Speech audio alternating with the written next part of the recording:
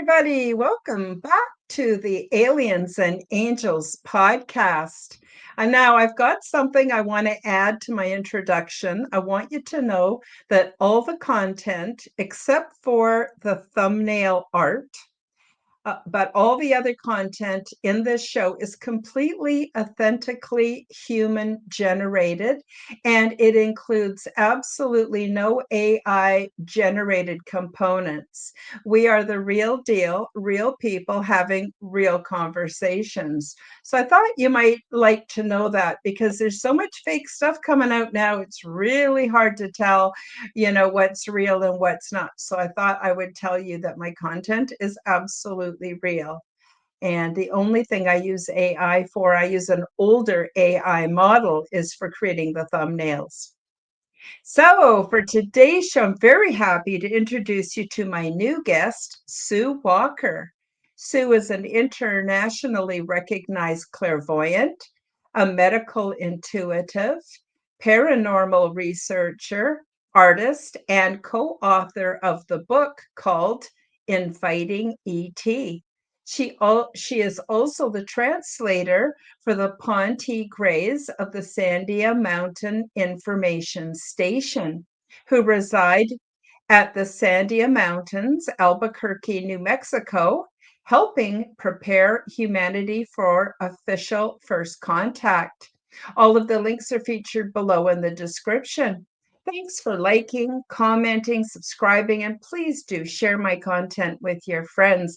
I'm very happy to announce that channel memberships are now available, so you can receive my books and help to support this podcast. So without further ado, let's bring on Sue. Sue, welcome to the Aliens and Angels Thank you podcast. so much. I've been looking forward to this for a long time, and just was kind of chomping at the bit today, waiting for the show to start. So I'm excited to be here. Oh, And thank you. I And did you appreciate. want to add anything? Did I miss No, anything in your you did introduction? very well. I have shifted away from doing clairvoyant and medical intuitive readings to more of my artwork, and Mhm, that's at the request of my extraterrestrial friends, believe it or not. Um, mhm. we will talk about it, but I have an extraterrestrial art teacher who has helped me improve my skills over the past 10 years of drawing. And we can start at the beginning so that people in your audience understand who the Ponte are and where they're from and why they're here, and a little bit about how their information has spread throughout the world and how people around the world are inviting them for a visit, and they come visit people everywhere from England and France to Canada to here and beyond. And so it's a story about extraterrestrial contact that's unprecedented and true, and we will stick straight down the line to the honest stuff that's happened, and you can verify that with all kinds of people. But I'm trying to think of where would be a good place to start. Do you or your audience know anything about the Ponte? They are one of the Zeta body type species. We don't call them grays because they think that's insulting. Um, Oh, they, okay. That's too bad. they said, please 'Cause don't call us grays. We don't call you pinks or browns. Yeah, yeah. And so they gave us a number of things that were acceptable, but instead of referring to them as grays, we refer to them as a zeta body type species Mhm. because so many species in our galaxy are mistaken for one another when they have a zeta body type. And several of those nations visit Earth and they all get thrown together as if they are from one world and are one culture. Yes. And that's totally untrue. And so Yes. that's why we've shied away from the moniker of grays, and we don't even call them alien. We call them extraterrestrial, or we Mhm. call them from where they're from, which is Mhm. in the Ponte's case, Zeta Reticuli 2. Zeta Reticuli is a binary star system with two stars, and they orbit the further of the two stars in that system and are about 40 light years from here. But they've explored this galaxy so much that they have colonies in a number of places. And Mhm. as ambassadors, they help other sentient nations um, come to the understanding that they have extraterrestrial neighbors. So Mhm. um, Mhm. the Ponte of the Sandia Mountain Information Station have been on Earth, they say about 135,000 years, give or take. Wow.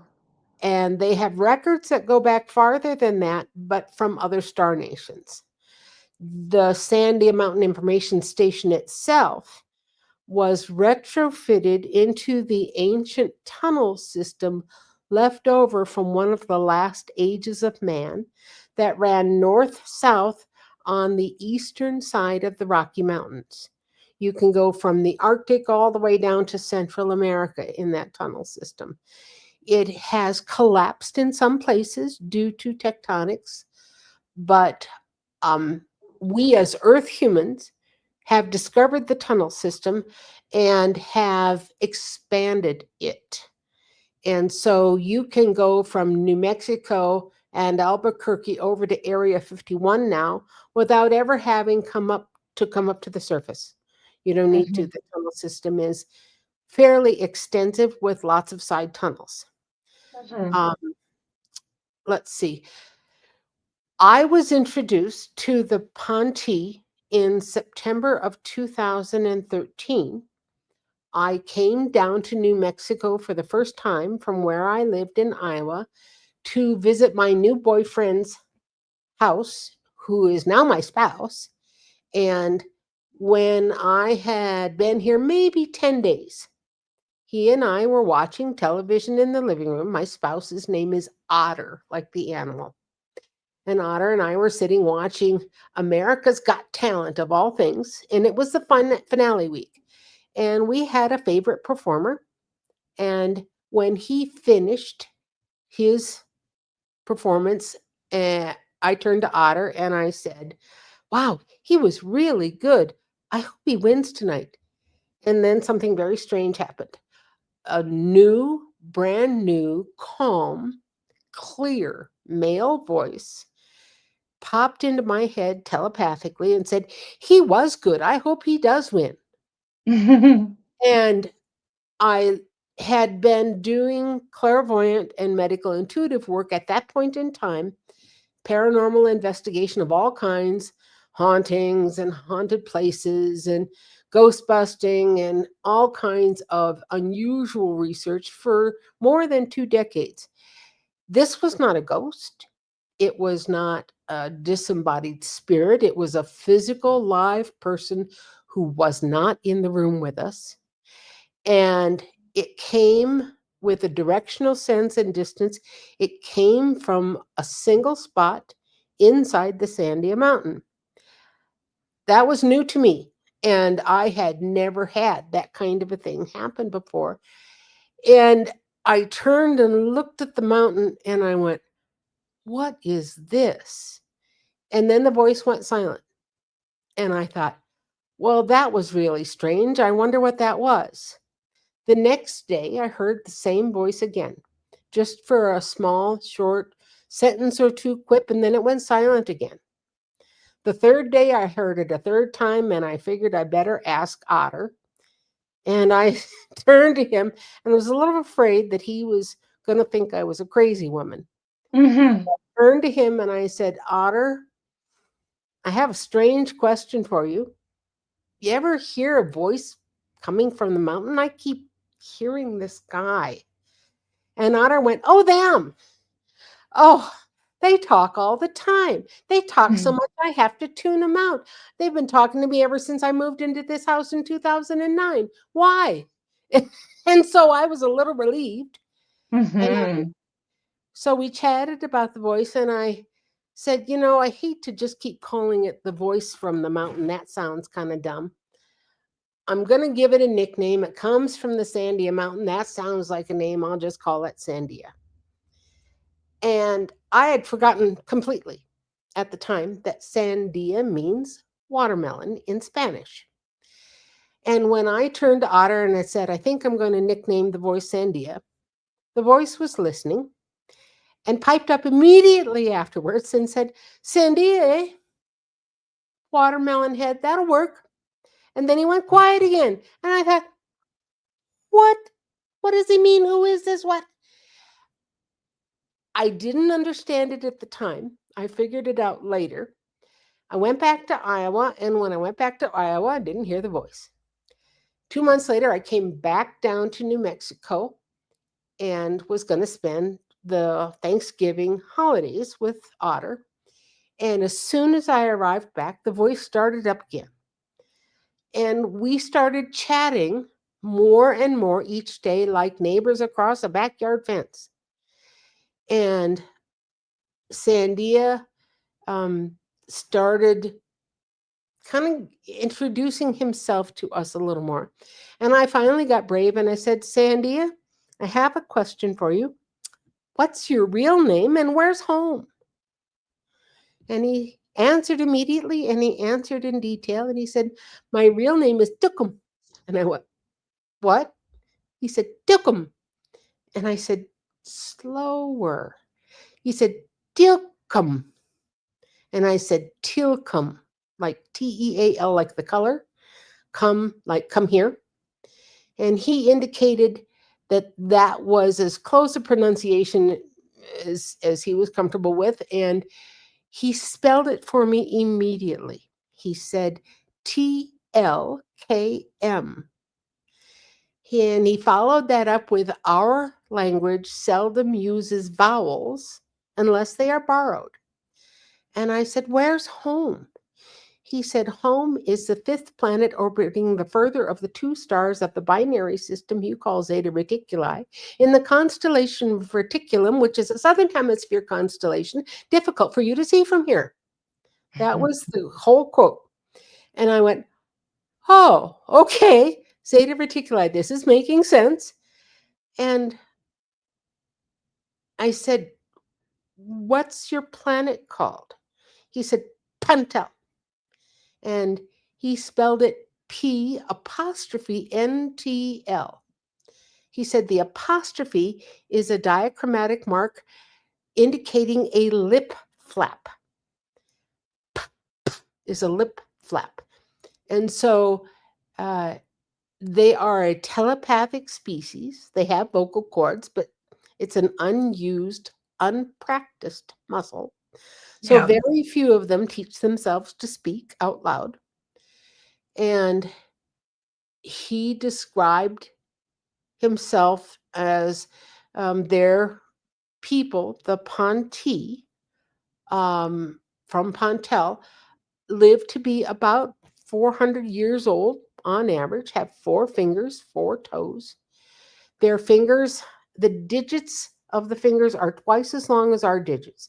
So you can imagine from here to here being twice as long, from here to here being twice as long. So their fingers, instead of this long, are this long. Mm-hmm. And the 4 fingers have dexterity on both sides to the point where they can wrap them around almost like 2 thumbs. Mm-hmm. When he spoke, I'd asked him about his eyes. And I said, do you always have dark eyes, and do you live in a high light environment that you need to have these on, almost like we wear sunglasses? And he said, these lenses, the dark lenses, are nictitating lenses and retractable. And when you retract them, their irises are all the same colors ours are, plus one that's more gold tones and one that's more lavender purpley tones. Mhm. And so he said, when we are in a low light environment, it's much easier for us to see. Um, but in the dark, they have night vision that is full color, he said. And Wow. so their spectrum of vision is broader than ours is. Mhm. They have a little nose cartilage. It's not flat with just holes. Some of the Zeta body type nations have very slanted eyes and Mhm. just holes for nostrils. And the Ponti have a small button nose and more of a round head than an oblong head. Mhm. It is somewhat oblong, but not much.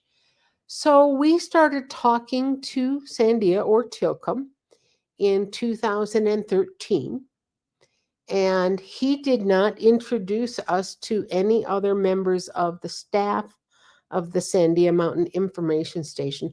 The information station is for interstellar travelers who Mhm. need the latest information about Earth and about us as Earth humans, what our technology is like, and if it's a danger to any interstellar visitors. Mhm. He said on any given day, you can see 75 to 80 separate nations visiting Earth.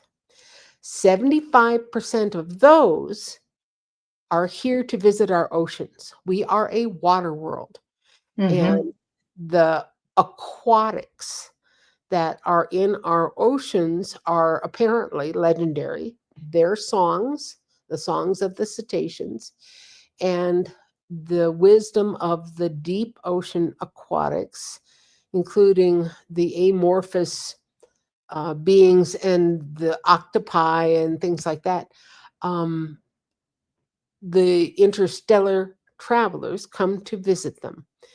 I said, "Tell me about your ships." We didn't want to quiz him for technology, but I said, "What kind of shapes are your ships?" And he said, "Ours can be three different shapes. I've either an oval, or a classic saucer, or um, a long, long cylinder rounded at each end, like a long cigar tube. And those ships can be even a mile wide. Mhm. They are mostly the cigar shaped ships are mostly used for going into the oceans. And so we talked about why they were here. And the Ponti are here because they consider themselves cultural explorers. I guess I would say it that way. They Mhm. visit other worlds wanting to learn about what the sentient beings do when they're not working.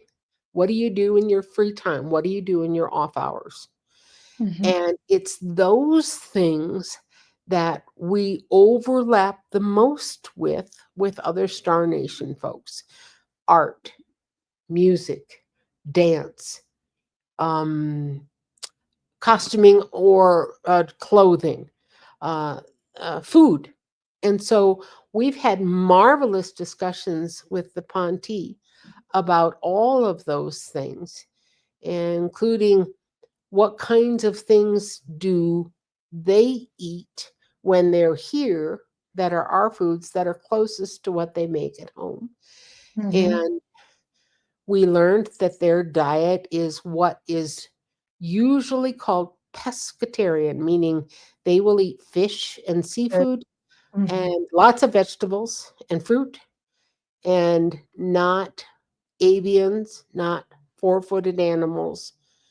Um, they have told us some of other star nations, and uh, also let us know that in the last big disaster that Earth had, that humans kind of got knocked back and had to rebuild their civilizations again, that Mhm. 7 star nations aided Earth humans in that rebuild in various places around the planet, whether South America, Central America, North America, Asia, Europe, Africa.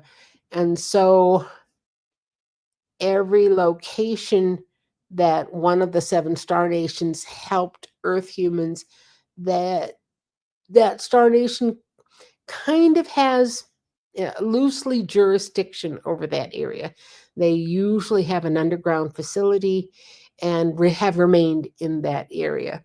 So if you go to Asia, the Nagas, the snake people, Mhm. are there. If you go to Northern Europe, the Nordics, the blonde, Lilith, um, graceful people are there. If you go to Southern Europe, the Umo are there. If you go here to the desert southwest of North America, the Aponte are here. So they named various places and talked a little bit about other star nations and how they helped, and let us know very clearly that when the last disaster hit, they met a lot of the survivors at the mouth of the Colorado River where it empties into the Baja area. Mhm. And that group of survivors, they walked them up the Colorado River to the Little Colorado, and people as they walked chose whether or not they would stay in various places where there was plentiful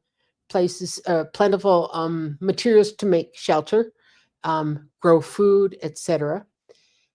When they got to the mouth of the Little Colorado, they walked up the Little Colorado, and again, people um, stopped along the way and decided whether or not they would settle.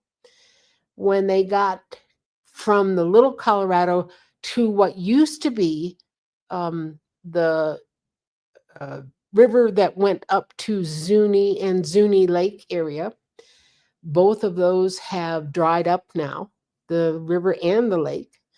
But when they finally got to the land in the valley where the Zuni Pueblo is at the Arizona New Mexico border, they stopped, and the housing for the last of the group that had walked all the way up from Baja, the housing was already set up for them when they arrived by the Star Nation people. Oh, wow. Yes. Since then, Zuni has been a hotbed of activity for many star nations, and they kept track of the history of visiting star nations. And in fact, their major yearly celebration recreates one of the star nations that was an avian nation, a bird nation, that the Zuni helped them when they had a craft that went down here in New Mexico. And because the Zuni had a history of being helped by star nations, when the avian nation landed, they immediately went out from the Zuni village and said, "Oh, hi, we're the Zuni." And the star nation was called the Shalico. They were 11 to 12 foot tall avians that had blue feathers on the head and a big black ruff of feathers around the neck. And that nation accepted the help from the Zuni to go retrieve the survivors from their downed craft and the craft itself. And when they got done, the Shalico said to the Zuni, "Thank you so much for all your help. We're all in our dirty work clothes. I tell you what, let's all go home and get cleaned up. We'll meet down by the river. We don't have to leave until dawn. Let's just celebrate our work together and party in from midnight to 6 a.m." And that's what they did. And so the Shalico became a part of the celebration that Zuni has on a yearly basis in late November, early December of helping the Shalico. And Interesting. that holiday is still celebrated every year and is one of their most sacred holidays. Interesting. I wanted to ask you, Sue, Mhm. the Ponte, do they consider themselves to be transdimensional or When they interdimensional? travel, they uh, travel in multidimensional space, That's what I and thought. so that's how they can get from one place in the galaxy to another very quickly. Hmm. Uh, when they exist, um, can they use devices that help them go through walls in a Hmm. trans-dimensional way? Yes. Hmm. And so I'm not positive that I would be comfortable saying that they themselves are trans-dimensional, Hmm. uh, but they They have use the technology. trans-dimensional technology and Hmm. can come through our walls. Um, we've seen that on multiple occasions, and in fact, have witnesses that describe that occurrence of Ponte coming through a wall. One witness uh, here in Albuquerque who started having her experiences with the Ponte in the 70s, Gloria Hawker, was written about by the UFO author Bud Hopkins. Hmm. And Gloria and I have become friends, and she's in her early 80s now.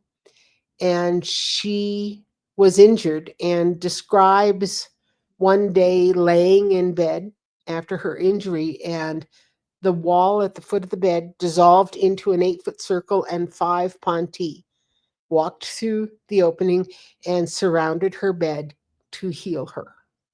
Oh, that sounds incredible. When she and I first talked, she called me up and she said, "I understand that you know that there are extraterrestrials underneath the mountain." I said, "Yeah." She said, "And that you know them by name." And I said, "Yes. And I draw them. Would you like to see pictures of them?" So while we were on the phone, I sent her emails with some of my artwork that were of Tilcom, their Sandia or Tilcom, the manager of the station, one of their pilots by the nickname of Radar, and one of their females that trained other people whose name was Jeruti. Hmm. She opened up Tilcom's picture. She didn't say anything. She opened up Radar's picture. She didn't say anything. She opened up Jeruti's picture and she began to sob. She said, Hmm. "I know this woman. Please, please, Hmm. can I have her name? And please, can you tell her thank you?" "No, I'd like to tell her thank you in person. Can you please come have her visit me again? I really, really appreciate her and recognize her." And Hmm. Judy, I can show you what these guys look like. Okay. This is Me. Trudy. Drudy likes her head warm. She doesn't like it cold. It's a little chilly under the station, and so she wears scarves on her head to keep her head warm. Drudy, let's see, Radar. Let's get Tilcom first. This is what Sandia looks like. That's Sandia. Hmm. Radar, along with being a pilot, studies our media that pertains to UFOs, extraterrestrials, paranormal stuff, and it keeps their finger on the pulse of what the public normally is given information about regarding UFOs and extraterrestrials. And so they want to know what that is. So radar began to collect things that dealt with our movies and television shows that dealt with UFOs or extraterrestrials. And so this is one of radar's collections. Mhm. Wanted a flashy thingy and sunglasses Mhm. just to throw into the collection because they document how we learn about extraterrestrials. And Oh, so it's wonderful. we gave that to him.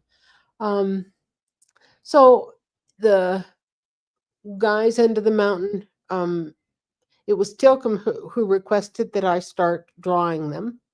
Mhm. And what he said at the time is, we are under a treaty where we cannot provide you with photos or videos or technology of any kind. And, but that does not stop an experiencer from drawing what they've experienced. Would Mhm. you please start drawing us? And I said, Tilcom, I haven't drawn anybody since high school. That Mhm. was 40 years ago at the time. And I said, I haven't drawn anybody in 4 decades. What are you talking about? He said, we understand that, but we believe that you can do it. And so they started me drawing in 2015, 10 years ago.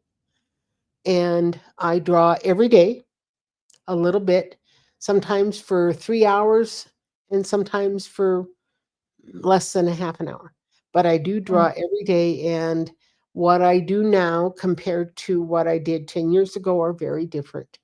And part of that is because Tilcom said, in order for you to improve faster, would you like an art teacher? I have a member of my staff that could help you. And so Mhm. he assigned me an extraterrestrial art teacher. I have had no other art training at all except for her guidance. Have never taken any classes, nothing. And so my improvement has come because of having an extraterrestrial art teacher named Mim. And I Yeah. don't know if I have a picture of Mim here. Um, Not sure I do. But what I can tell you is that in the summer of 2016, Tilcom said, we would like to send you a telepathy instructor by the name of Tani. And I went, okay. And he said, and we wish you to translate with her a manual for Earth humans to improve their telepathic skills and Mhm. to list the protocol for contact Mhm. along with that. And so Tani was one of the oldest gals underneath the Sandia Mountain working with Tilcom. And this is Tani. Tani, Tilcom was born in our year 1777, and Tani is probably real close, within 25 of our years of that age. So Mhm. he turned 248 on June 20th, and Tani is probably close to 225. Mhm. They they live to be 400 years old on average, 450 of our years with good health. But when they spend so much time on a world that is not their home planet with a different atmosphere, a different gravity, um, Mhm. and other things that affect the physical body, it shortens their lifespan to closer to Mhm. 350 years. Mhm. So, to me, getting back to her, dictated the telepathy manual that we now call the Telepathy 101 primer. Primer like Mhm. old school English, book primer, beginning Mhm. instruction manual is what a primer is. And so the Telepathy 101 primer is 285 pages with a sentence or two on a page in a slideshow presentation, a PDF format that you can download for free in order to help improve your telepathy, but also to understand the protocols for contact. And Mm-hmm. that's available for free on their website called officialfirstcontact.com. And so we recommend to people who want contact to first download that primer and study it for about 3 months, 100 days ish, Mm-hmm. before they attempt to contact the Ponti telepathically and request a visit. After we had published the Telepathy 101 primer online, within 3 months, it was translated by volunteers around the world into a dozen different languages. And by the time we hit year two, we had a translation into sign language with a visual in the corner for lip readers and text beneath, so that the deaf community could begin to also study and understand.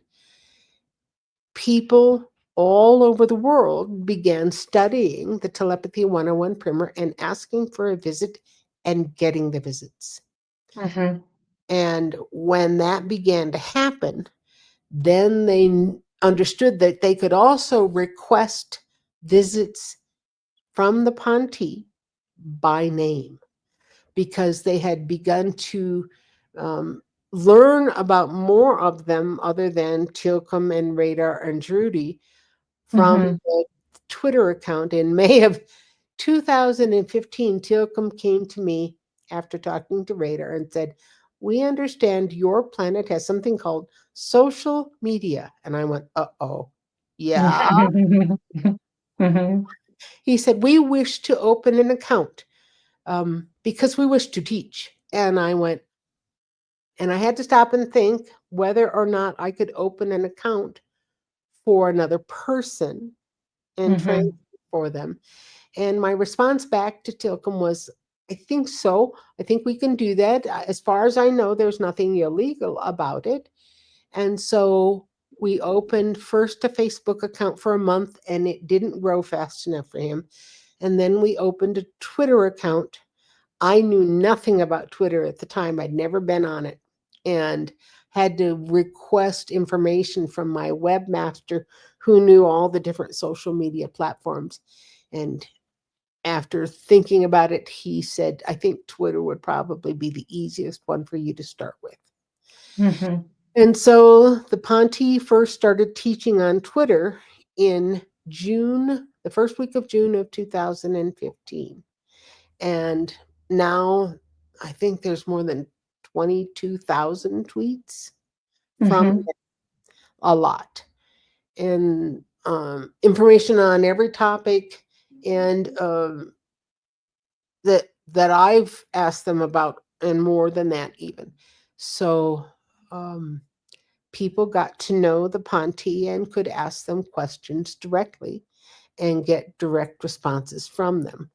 Um, because I would see the question, pose it to the gang, and get their answer, and then type exactly what they told me back to the Twitter followers. And then we realized that we needed to put all this massive amount of information onto a website. And that's when we started the official firstcontact.com site. And you can find many of the things that they said, interviews, images of all of the Ponti that we have been introduced to at the Sandia station. Out of more than 250 employees, we know maybe 10%. Mm-hmm. So, questions? I know I'm babbling at you rapid No, it's fire. good. It's all good. It's all good. Well, first of all, what I want to say is I'm delighted to hear about your experience because unfortunately, there's quite a few really heavy negative experiences that people have. Although I have noticed that a lot of the negative experiences involve deep underground military Mhm. places, American military personnel, Yes. and I'm wondering if it might be a bit of a psyop. And because let's face it, the powers that be on Earth don't want us giving any energy to this. At least that's my belief. Mhm. Um, but I know so many people that have had really, including myself, who's had really positive experiences. I'm a far better person than I was before Mhm. I made contact myself. No. And so I'm just thrilled to bits to hear about the Ponte. Now, I hadn't heard of them before I discovered you, No. but at the same time, I'm very open minded because my experiences are so weird and vast. I don't really expect anyone to believe me, but I hope to influence other people to be more open-minded. I think that's the key. And so I'm very excited that you've done the work that you're doing with the Ponte. Um, so what I'm curious, what is their end game, or do they have one? Or are they just here to provide a platform for other ETs to discover No. Earth and No. humanity, or is there an actual game plan here, Sue? Um, well, first of all, they consider themselves cultural explorers, as well as what they refer to as gardeners of intellect. That's an interesting concept. Gardeners of Mhm, intellect. So they help people learn and grow in their knowledge instead of just watching them hang out. They also have been sharing with us about the huge changes coming to our star and mhm, to our planet. We have entered into an area of the galaxy that we haven't been in for thousands and thousands of years. That's kind of a rough patch.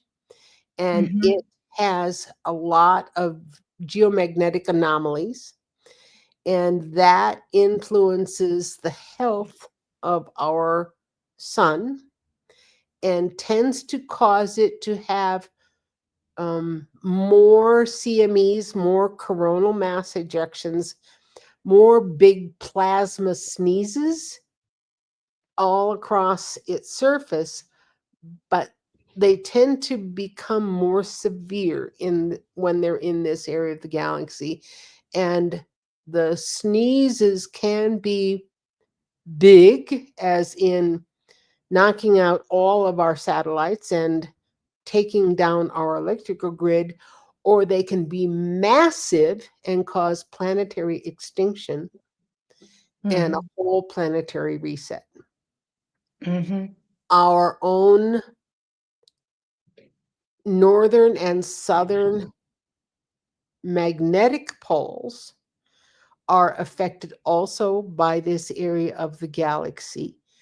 And so is our magnetosphere. And you are seeing more and more changes and sudden anomalies reflected in our magnetosphere that are not caused by the sun, but simply by what the Ponte refer to as ribbons of geomagnetic energy that are within this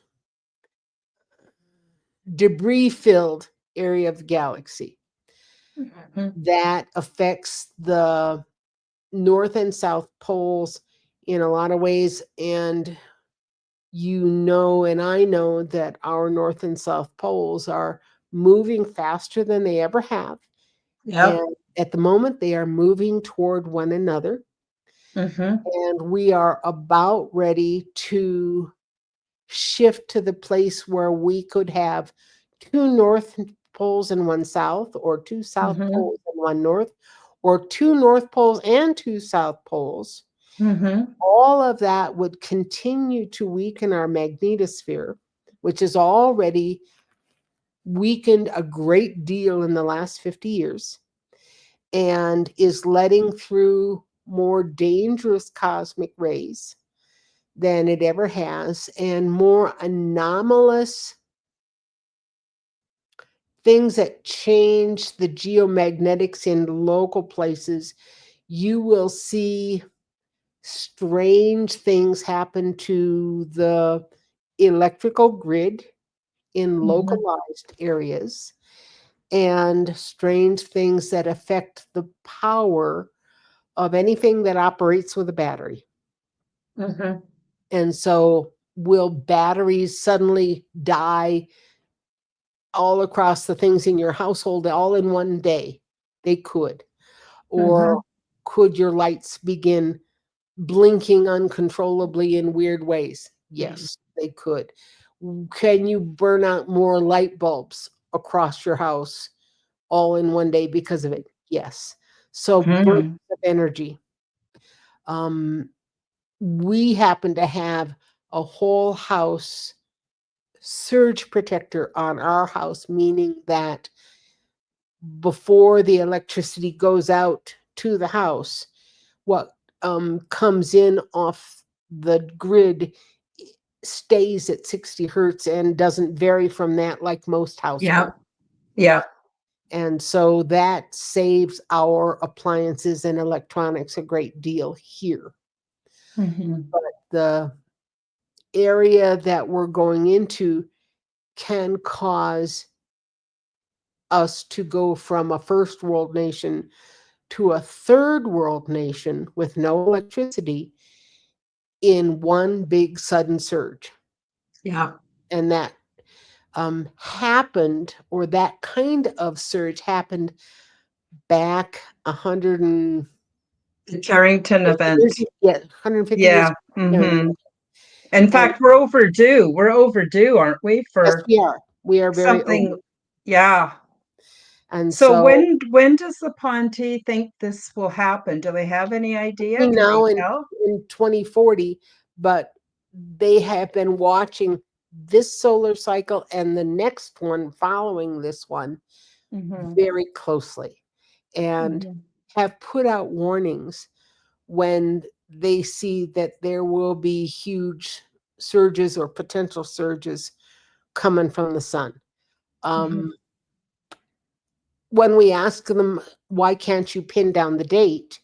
They say, well, it's kind of like pinning down the date of exactly where a tornado is going to land from a storm 5 years in the future. Mhm. Mhm. Okay. So you know that you may have tornadic activity, but exactly where the tornado will land, mm, that's kind of up to the things that happening at the time that are Mhm. not predictable ahead of time. The Ponti do not time travel. They don't Mhm. recommend it. They say Mhm. it's far too confusing, too fast. Mhm. There are Mhm. watchers that do visit past and future events to gather data and record. Those watchers time travel, but they are one of a very few nations that do. Mhm. Interesting. Um, um, I don't know what it was like when you were a child, Sue, but when I was a child, the sun looked quite different. It Yeah. was smaller, it was yellow, and you Yes. could actually stare at it for a Yes. couple of seconds and then Yes. blink away the afterlight. Now I can't look at it at all. It's huge and it's white. Have the Pontes said anything about what's going on with our sun? Well, the intensity from our sun is changing because the magnetosphere is not filtering it out the same way it Ah, was when we were okay. kids. Mhm. So it's not necessarily the sun that has changed as much Mhm. as it's what filters the sun to protect Mhm. us. And Yes, that so makes sense. the other part of that is I used to live at a low altitude in Iowa, Mhm. and I live now at a mile high. Albuquerque is a high elevation city, Mhm. and I live up on a mesa, even 300 feet higher than the general city of Albuquerque here in my suburb. And so My elevation is 5,290 feet exactly, which is 10 Mhm. feet higher than a mile. We feel the intensity of the sun and watch the UV intensity. And as soon as it climbs above 10, we get out of the sun here because the danger to us is stronger up here in the thin air because Mhm. we have even less protection than people Yes. who live at general lower altitudes do. Yes. Um, I feel the intensity of the sun more than the heat of the sun having changed Mhm. dramatically from when we were kids. Yeah, me too. Incredibly Me different. too. Now, Sue, I just want to do a quick shout out to people in the chat. Denise is my moderator. Hi, Denise. So glad you could Hey, make it. Denise. And Helena, and thank you for joining us. Now, we're quickly running out of time, but we do have a few minutes left. Sue, Yes, I'd love to have you back because we've barely even we scratched the barely scratched surface the here. surface. Yes. And I would like you to tell us, as of today, what do the Ponte want us to know? What is it, a message that my audience, my listeners, my viewers can actually, benefit their lives and get to know the Ponte a little bit, even though this may be their first exposure? Would you Right. be able to help with that? They sure can. What they told us is very simple. If you live in a community and your best friend lives in the town next door and that town gets hit by a tornado, your first instinct is to go straight to your friend's house to see if they're okay, right? Yep. When you make interstellar friends and something happens to the earth, their first instinct is to go check on their friends first and Mm-hmm. help them out. And Mm-hmm. so, downloading the Telepathy 101 primer, learn how to improve your telepathy so that you can talk to them, and making friends is a good idea for when the proverbial stuff hits the fan later. Mm-hmm. So, make interstellar friends will benefit you and your family in ways that you don't know now. That's the Mm-hmm. first recommendation. So, again, the Telepathy 101 primer is free, available to download from officialfirstcontact.com. Uh, they are here and exposing themselves more and more. You are seeing more craft now in our skies that are allowing themselves to be visible than you ever have before.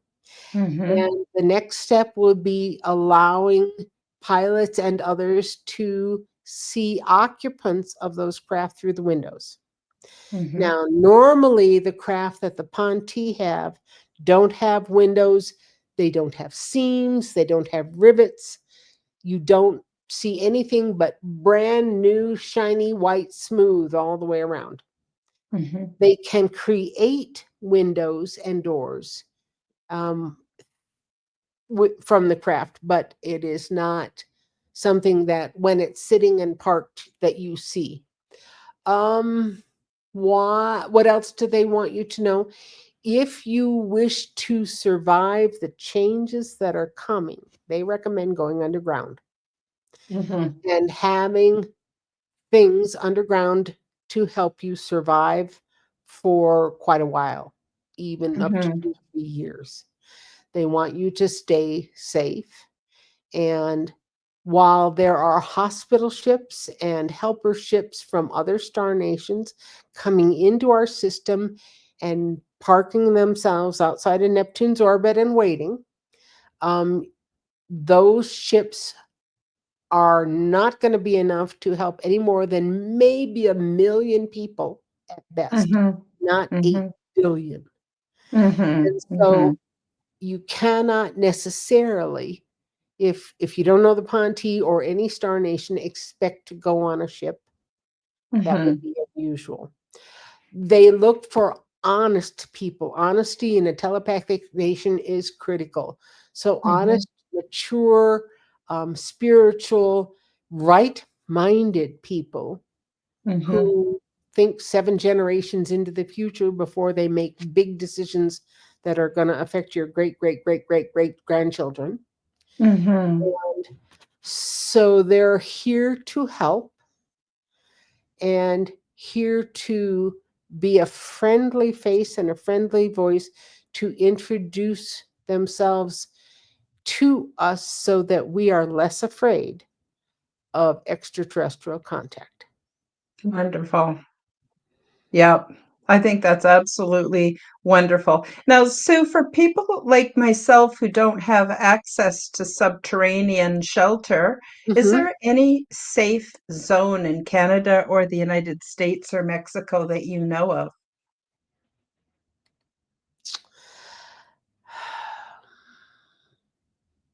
For things that involve the effects of sneezes of plasma coming from the sun, Mm-hmm. it depends on which side of the planet is facing the sun at the time Mm, it hits the planet. So yeah, the fair enough. predictability of what would be safe and above ground is a hard one. And I Mm-hmm. don't think that I can answer that clearly. I wish I could. Mm-hmm. Mm-hmm. Um, for the earth changes that are coming, Ben Davison says that this area of the southern Rio Grande is one of the safest as far as tsunamis and uh, tectonic changes. Mm-hmm. And so where I live is not half bad. Southern Colorado, Mm-hmm. not half bad. Um, Mm-hmm. I would not be near the New Madrid fault zone. That's about Mm-hmm. ready to go. Mm-hmm. Yellowstone is kind of waking up. I wouldn't be up there, but Mm-hmm. um, know where your major volcanoes and the drift is, and Mm-hmm. that would help you determine places not to be. I'll put it that way. Mm-hmm. Go to Mm-hmm. where it's tectonically stable. That would be Mm-hmm. another one, and you have adequate water. Yeah, water's a tough one. I Water's moved a big one. from being on the Cascadia near on Vancouver Island, and I Mhm. moved to central Alberta and then quickly learned water could be a problem. Yes, Clean yes. water could be a problem. But you know what, Sue, we're going to have to pick up another time. So Thank you. I'm going to be out of town for a few weeks, and then I will contact you Yeah, towards the end of that'd be the great. summer, see if you've got time to come back on. I loved everything you had to say, and consequently, I've had my own ET contact, very different than you with the Ponte, but the elements are the same. Like for instance, they're not going to just come in here and rescue everybody. If there is an evacuation, it will be limited, and it'll be limited to people who are spiritually and socially evolved, because they're not going to just move a bunch of psychopaths off of the earth and put them on other ships or put them on other planets, because that would harm what I call the ecology of the cosmos. That's So right. that was interesting. The way they travel through interdimensional space, yes, same. So much of what you said resonated with me, and it makes sense that different beings, and I'm sure there's a lot of them, they have found out through time what works and what doesn't work. And they want to give us a hand up, a hand out, whatever.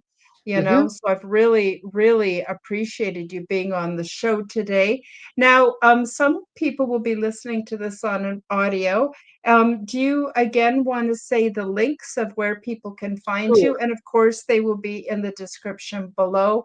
And any other things that we missed that you feel are important to share before we conclude this episode.